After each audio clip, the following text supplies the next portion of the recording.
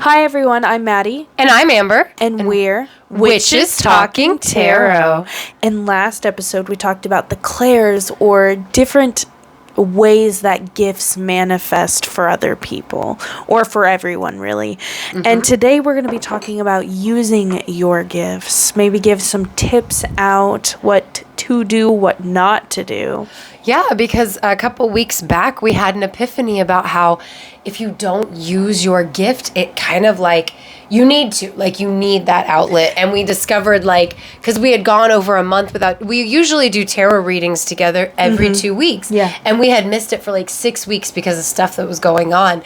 And we finally got together again. And it was such an amazing release.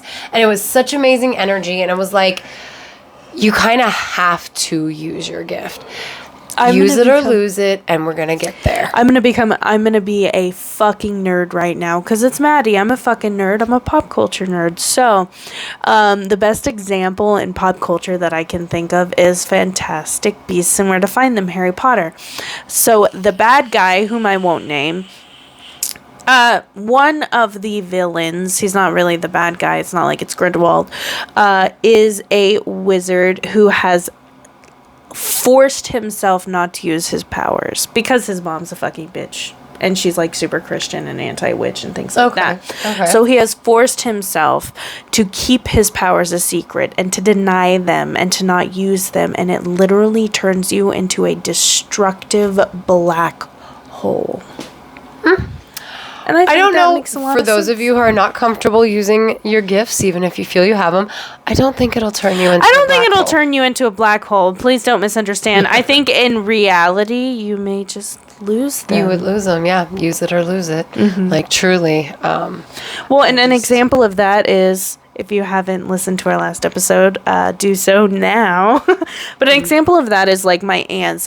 All the women in my family can see and speak to spirits, and we're very sensitive. And I think it has a lot to do with our ancestry. But the aunts, and we do call them the aunts, there's 7 of them. 7 is a magic number. There is, and there's one boy. The uncle. The one uncle. The one boy. Bless his motherfucking heart. Oh, yeah. Sorry, guys. Excuse me. Anyway, the aunts. They all have the same gift that the younger generation has. My mother, my cousins, my sister and I. But they have kind of suppressed it for so long. My grandmother discusses it with me. And she said that they used to talk about it growing up, but it would scare them, so they'd be like, oh no, don't do that, because they went to church. We're talking old coal miners, old coal miners' daughters going to church, and they were scared of the unknown, so they forced themselves to shut it off. And one of the things that they noticed, or that is noticed in my family, is once they went through menopause, their ability to do these things, it kind of just disappeared. I don't know if it's related to menopause or not. I honestly feel like it would be more related to not utilizing it, because I truly believe, just in that whole maiden mother crone, once you hit that stage, your gifts, they open up even more. Right. You know what I mean? Mm-hmm. That's my world view on it. It just and I feel like if they used it, they probably wouldn't lose it. Mm-hmm. And I wonder, because you've talked in previous episodes about how your grandmother, she practices the craft without knowing she's practicing the craft. Mm-hmm. Do you think that her gift has waned as much as her sister's? Absolutely not. I do not think so. And I think she's always been the weird one, to be honest. Mm-hmm. I don't think her gift has waned as much as the others. One of them is very Christian. As a matter of fact, she's condemned me, my mother, my sister, and I to hell because of what we do. Very, very Christian. And if my aunt's seen my Facebook I pages, say that, but at the same time, she's the one that... She ain't cool with me, I'm sure. But she's not stupid. Because she's the one that asked me to give her spiritual reading, because she knows the gift is real. She's just denied it this whole time. It's like that whole, I believe in the devil, too. But it doesn't make it a good thing. I'm not saying that's my no, mentality, no. just like, because you said she's very Christian. Right. You know, with my grandmother, she laughs about it. It's so weird. It's so peculiar. The way that she has embraced it, but not.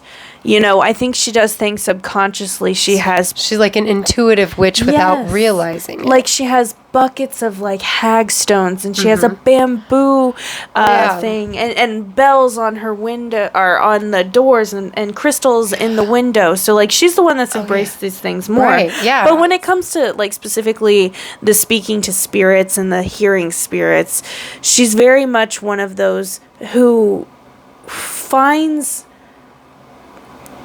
humanity in the spirits. I'm trying to think of a way to think. Like, she's like, can you imagine walking in on that as a ghost, LOL, and like laughing about it. So she acknowledges that they're there, and she'll say things like, now get out of here, go on, get, you know what I mean? So it's like almost like a second nature, maybe.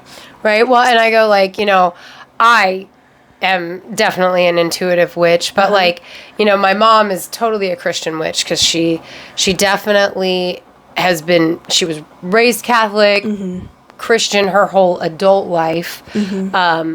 But she's always been an intuitive witch. She's collected seashells at the seashore and put them out to bring that energy into a certain room in the house. She has these things, like she's got this butterfly that when I was 4 years old, we found it when it was on the ground dying, and I picked it up because I was a little kid, and I was like, look, Mommy, a butterfly. She still has that butterfly. Like when I told her what chakras were, because we have matching chakra wind chimes, because when I explained to her what a chakra was, she literally started crying at like the, you know, the heart chakra, the throat chakra, and like how you can exercise these things and that, and just like the amount of spiritual this woman is, right? Without even realizing. Right, exactly. Yes. And that's why like I asked about your grandmother having like retained more of her gift, because like my mother seems to be growing in her gift because she's embracing it more and more and more throughout her life, to the point that like she's asked me to teach her everything about the craft because she wants to practice more, you know? My grandmother will sit there and have a conversation with her plants. She will talk to the wild animals, and they are and you know that they're talking back to her. It's I'll tell you what though, one of my favorite experiences. You probably won't like this, but like I'm on her porch, right? She's like, yeah, Wilbur. And I'm like, who's Wilbur? You know, the fucking possum. He just won't leave me alone. And then she looks over and she goes, and I was like, what? And she's like, Wilbur. And that fucking possum was walking right up to her porch because it saw her come out. Like, I'm not even kidding. Possums creepy. I know you don't like possums, but the point is being so in that tune. Intuitive, right? Yes. Being in tune, being open. It helps you embrace your gifts, your innate gifts, even the ones you don't know you have. Because check out our last episode. All of the Claires are in everyone. Well, it makes me wonder if she's clairaudient because she'll talk for the animals. So like, for example, the cat will be out and Theodore will be loving on the cat, and she'll just be like, stupid human, can't you just do this and this and that? And like she like talks for them. It's like, well, and I mean, like, I can totally see that just from like, you know, observing the behavior of the cat as it responds to the person, you know, because wisdom is a huge part of it at that age, you know what I mean? But like from the clairaudient standpoint, like I cut that off from myself when I was a kid because it terrified me. And as an adult, like I've had to willingly regain that gift. Like I've had to turn it back on. And as a kid, being clairaudient was terrifying, having like spirits all around talking all the time. But now as an adult, because I'm like working to get that gift back, like all the time, like now I want to hear everything that's all around me all the time. I'm not afraid, bring it on. So when it does happen, it's like this rush of not power. It's like this rush of joy. It's almost like a petal unfolding in a flower inside me. Because when you allow your gifts to flower, you bloom as a person, because you're becoming more in tune. You're becoming more open. So that you can become that wise crone. So that you can become that grandma that talks to the, like... Right, but I mean, like, you know, just the whole thing about, like, the whole episode is about not just being a crone, but, like, being open to the and gifts growing that you in may your not gift. know you have, Yes. and or growing in the gifts that you do know you have. And, you know, again, like, the reason why the crone was brought up and we were talking about grandma and mothers is because age does come with that, because, or that comes with age the more you practice. If you practice. If you shut it off, with age, you'll lose it. Right, exactly. Use it or lose it. Right, but also, like we said in the last episode, there are innate gifts in all humans. Like, the sixth sense is a part of all of us. And if you want to argue, I'm sorry, if you want to argue, like, science with this, well, let's, if you don't mind me opening up that, evolutionarily speaking, we all have that fucking feeling in the pit of our stomach, because we need to know how to respond to things. Is this danger? Is this not danger? Is something here? Is there something not here? Like, is there something lurking? So everybody has these things, whether or not you believe it. Human gifts, innate gifts of humanity. And, like, some people, like Maddie and I, we already know we have gifts to work on growing and things like that. But also the reason we did the last episode on all the different clairs is everyone has the ability to work on growing these gifts. There's different exercises that you can do for each different gift. Like, you know, check out our Patreon, because we're going to have some fun episodes coming up during our break, because we were talking about doing some of these exercises of, like, trying to get each other different messages, or hiding an object and remote viewing it, because claircognizance and clairsentience will both be something that you'll exercise with these different and I guess really clairvoyance as well, the clear seeing, seeing in your mind. So you can exercise multiple different gifts at once. You might only think that you have one of them, but really you innately have them all, and you can work toward So I don't know if strengthening. That's the word I'm looking for. I don't know if this is a thing or not. So tell me if I'm way off base. But, like, the clairaudience, okay? What if somebody goes outside and whispers something, and you're supposed to see if you can pick up on what they're saying? Would that be practicing clairaudience or no? Because I feel like, in a way, you're listening, you're connecting. Is it going to come onto the wind to you, or is that lame? Am I fucking dumb?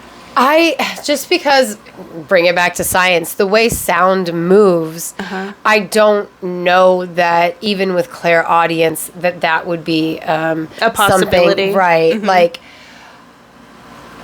I don't know how you would exercise. I mean, I know how I exercise my clairaudience, and that's by, like, going into a quiet room and trying to... Do you guys always hear stuff? Like, I always hear stuff in the quiet. Is that normal? I meant to ask somebody privately, but I forgot.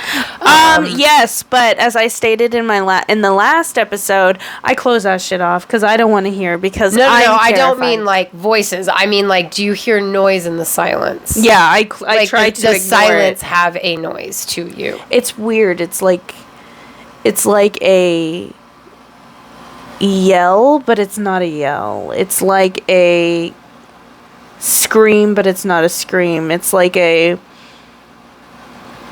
high-pitched noise, but that's not what it is. It's like a buzzing, but that's saying. You know what I'm saying, but it's not what it is. Yeah. So, like, I lay down in that. I let myself bathe in that, and I don't close off to anything else that might be coming.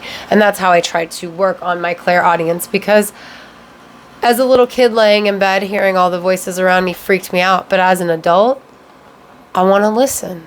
I want to hear. I do want to know. Are those messages for me? Am I just hearing like 80,000 people having tea together at the same time? I don't fucking know. But I want it back. And so I've been working at it. It's hard to get it back once it's lost. It is. It is hard. Which is why you should always right. really start practicing. Yeah, because like I still get stuff. Like I still get messages, but like nothing like when I was a child. But then again, I've said, like, I believe childhood magic is some of the most powerful magic. Oh, yeah, it's so different. It's so pure. It is. The world hasn't touched you yet. The world hasn't fucked you up yet. You know what I mean? But, like, it was an epiphany for me, the feeling so good when I do have something happen where I am experiencing clear hearing and I'm hearing a message from beyond the veil. It's literally like blossoming. It feels like blossoming. It does. Like on the inside, it feels like blossoming. It's such a good feeling that I highly encourage anyone who's interested. If you don't know what the clairs are, go listen to our last episode after this one. But I whatever resonates with you from that episode, you should work on that gift. Well, and a good way to start is by doing research on the gift itself. That's always the best way to start, in my opinion. You can find books at the local library, unless you're in an area where they probably aren't going to be there, like, my hometown. I'm sure there are plenty at Books A Million or the local bookstore. And if you can't access anything like that, you probably have a cell phone and that's how you're listening to us, or a laptop and that's how you're listening to us. Either way, because we live in the modern world, research is so readily available now. Yeah. But I do want to say you want to take everything you find online or in a book with a grain of salt, because your gift is so personal to you. You know how it works with you. These people know how it works with them. Right. You know what I mean? But it's still good to learn, to understand, to be able to put a name to your gift so that you can go from there and you're practicing and exercising. Exercising, I would say at times, this is where the research comes in, because for me, you got to be careful. Because, if you're like, oh, I can talk to spirits, I'm going to exercise talking to spirits. That's how shit happens. Well, and you know what I mean? I'm over here, as an intuitive witch, I'm marinate in yourself, kind of take some time to meditate. Research is good, but that's not where I start. I practice intuitively. So I follow my intuition and I start wherever that guides me.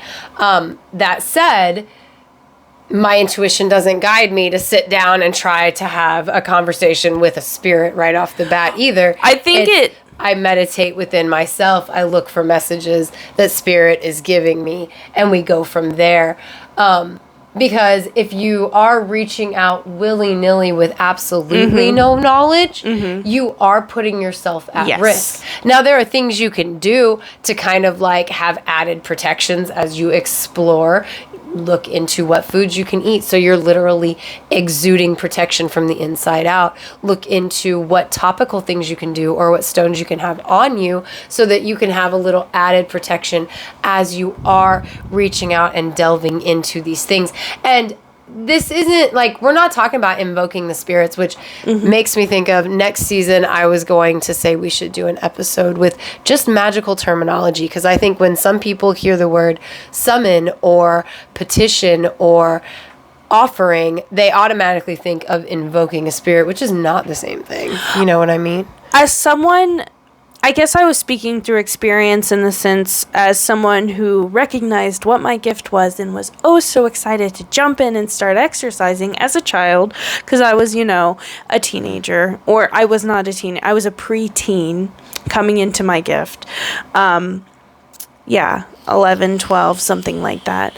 I decided I'm going to have a conversation with the first ghost that comes around, and that's how you get attachments, which is why I think it's very important to do research before you decide to open up. And I say that because people who are ignorant do things that are ignorant.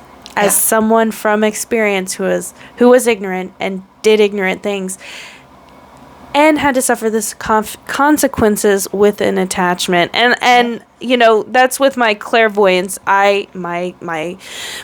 My gift is to be able to see spirits. You want to open that up, you want to practice that, but you want to do it in a smart fashion. You always want to practice safe. Practice safe sex, Right. practice safe magic.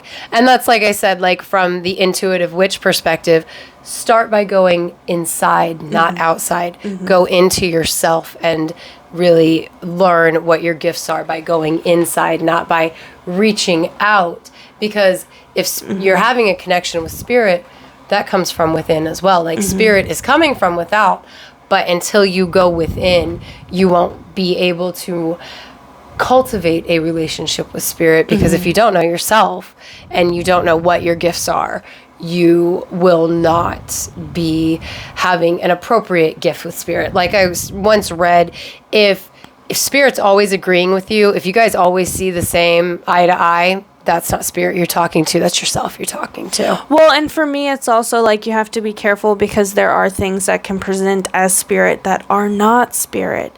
I mean, that's just someone seeing someone or something seeing someone and being like, they don't know what they're doing. So basically, long story short, Always practice safe. Yes, always practice safe. If you're going to be using your gift, make sure you know what you're doing. If something feels off, don't do it.